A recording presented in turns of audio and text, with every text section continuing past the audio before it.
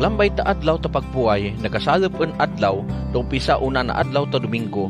Danen Maria Magdalena, Maria na ina Santiago, da Salome na iran na duma, kapalit ammot na mga pamanyos agad butangan lawa Hesus.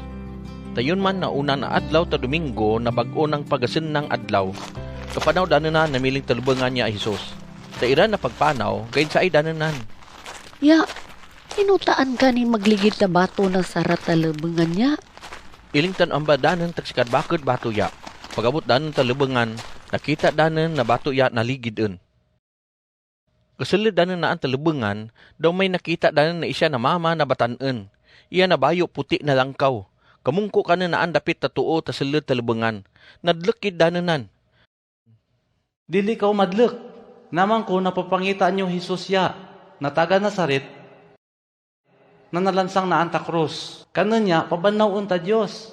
Ula diin. Lagon nyo, nabutangan tayo na lawa. Miling ka na antayan ng mga tinudluan. Daw sugiran nyo danon niya, labigid ki Pedro. Nagauna Hesus ya kidanon na anta Galilea. Na andanon niya makita kanon niya. Pariyo tayo na naambal kidanon.